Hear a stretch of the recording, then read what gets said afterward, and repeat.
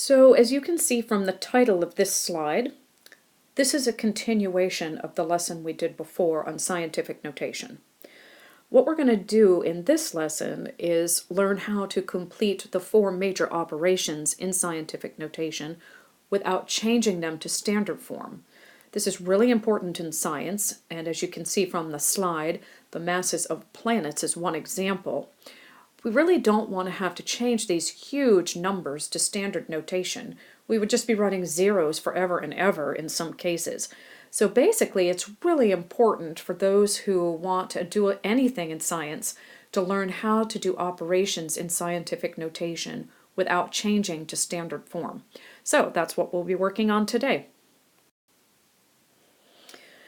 As often is the case, I think it's best if we actually learn by doing an example. All right, so I have an example of a multiplication problem here that we're going to actually do in scientific notation.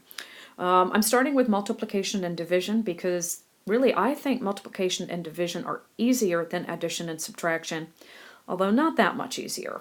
All right, so first of all, let's remember commutative and associative properties of multiplication. What I'm going to do is switch a few things around and put parentheses around a few things a little bit differently, which I can do because in multiplication there is commutative and associative properties. If you need to review those, go ahead and look those up at some point. We'll be reviewing them a little bit later throughout the year, but I think most of you will remember if you just watch what I do. All right, so I'm going to change the order of this to 3.1 times 6.42 times 10 to the 6th times 10 to the 23rd. Right? Basically, I've changed the order here, which is commutative property, but I'm also going to just put parentheses around different things here, which is associative property. But essentially, this problem here and this problem here are the very same problem. Right? It doesn't matter that we've changed things around. That's the beauty of multiplication. All right, so the first thing you do when you're working with multiplication in scientific notation is multiply the digits together. So of course I used my calculator to figure this out, and I want you to feel free to use a calculator to do this as well. So when I multiplied 3.1 times 6.42, I got 19.902. So you multiply the digits, and then you multiply the powers of 10. Well, remember when you have the same base, all you need to do is add those. So this would be 10 to the 29th. I'm hoping, though, that you can all see this here is not in correct form because you should only have one digit in front of the decimal place. We actually have two here. So we need to actually change this into proper form. So first thing I'm going to do is rewrite the first digit so that there's just one number before the decimal. And then I'm going to change the power of 10 to make the whole thing equal. And here's one way I think about this. If I made the first digit smaller, which is what I just did, I need to make the power of 10 larger, right? And since I made this one smaller by one digit, I need to actually just make this one larger by 1, and you just do that by increasing the power by 1. So the final answer to this, notice how I'm putting a box around it, is 1.9902 times 10 to the 30th power. There, you just did your first multiplication. The second example we're going to do is a division problem, and it's done in the very same manner as a multiplication problem. I am going to take time to just rewrite this briefly like this. I want us to think about it like this. 1.89 over 5.97 times 10 to the 27th over 10 to the 24th. It's absolutely fine to write this in this form because really remember fractions are just numerator times numerator, which would be these two numbers, over denominator times denominator, which would be these two numbers.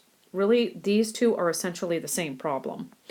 All right, and then you just do the same thing here that you did with multiplication.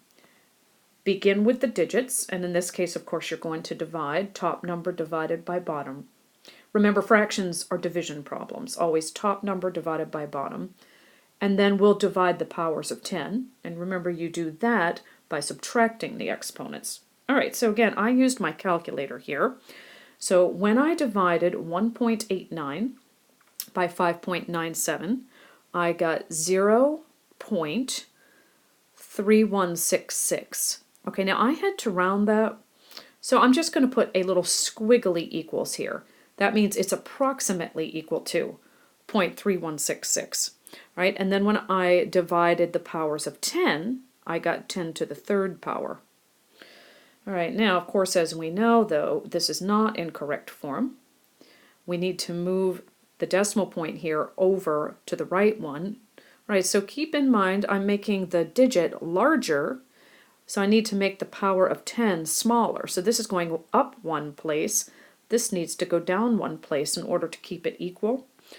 So my final answer then will be 3.166 times 10 to the second power. And there you just did a division problem using standard notation. Now, these exponents were fairly small, especially at the end, but when they're really, really large, this comes in very handy. Adding and subtracting has just a little bit of a different step to it. And that is that you don't actually add or subtract the powers of 10. You have to keep them the same. So technically, the powers of 10 remain unchanged. But when you're adding, you need to start with the same power of 10. All right, so the first thing we're going to do is just choose one of the powers to go with. To be honest, it doesn't really matter, but for simplicity's sake, I'm just going to go with the higher one. There's no real trick to it, because at the end, you'll change it to proper scientific notation, so even if you made it to the 22nd power, you'd have the same answer. All right, but here we go. All right, so first thing I'm going to do is just copy the top number. So 5.97 times 10 to the 24th power. Right, but now I want to change this one here. I want to make that 22 go up to a 24.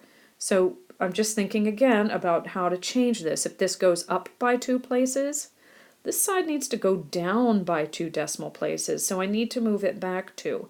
That means I'm going to need to add 1 0 in front of the 7. So it will be 0.0735. All right, so I'm going to just line them up so that I have the decimal points lined up. All right, so 0.0735. So here's my decimal point. I'm going to put this right here. So 0.0735. You don't really need this 0 in the front, but I am going to go ahead and put it.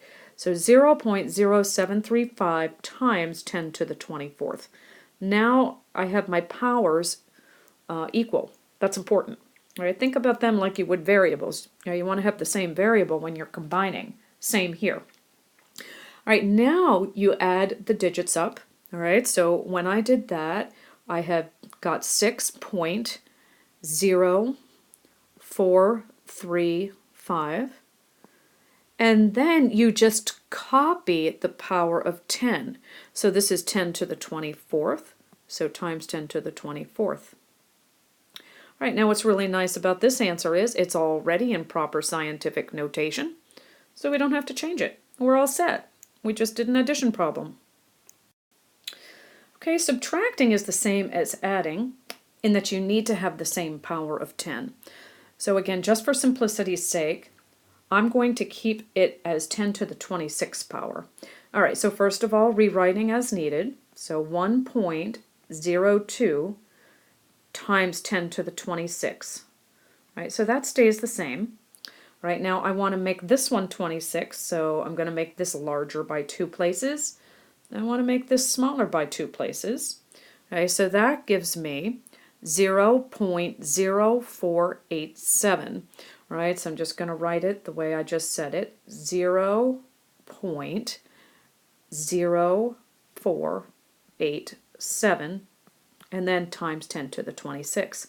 So my power's the same. Now I can subtract, right? The only difference is I'm just going to subtract this time instead of add. All right, so when I did the subtraction, I got 0.9713, and then of course the power stays the same, so times 10 to the 26. But clearly this one is not in correct scientific notation, so I need to move this to the right one, which is making it larger, which means this one here needs to be made smaller by 1, so this is going to go down to 25. So then in correct scientific notation, your final answer is 9.713 times 10 to the 25th power. And there, you just did it. And you didn't have to write all of those crazy zeros. Sweet, huh? Okay, so now I want you to try this, and obviously this is a division problem. So remember, when you're doing division, you don't have to have the same power. In fact, you shouldn't. You're going to start by dividing the digits, and then you'll divide the powers of 10, and then write it in correct scientific notation. All right, so what I want you to do is pause the recording for just a bit, try this, and then when you think you've got the answer, turn the recording back on.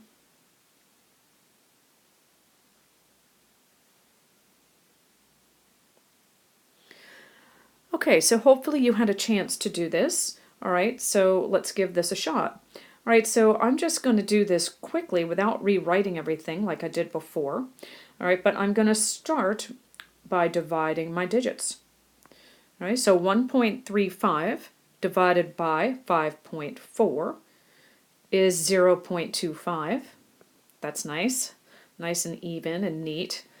And then 10.7 divided by 10 to the 7th power divided by 10 to the 4th power is 10 to the 3rd power. All right, but the problem is this is not in correct scientific notation, so we just need to figure out how to fix this. So this goes up by 1, which means this should go down by 1. All right, so your final answer is 2.5 times 10 squared. All right, there you go. So this is a second you try page. What I'd like you to do is do the same thing here that you just did with the division problem, and that is pause, try this, all right, and then when you think you have the answer, we'll check it out. All right, now keep in mind, when you're adding, you have to start by getting the same power of 10. All right, give it a try.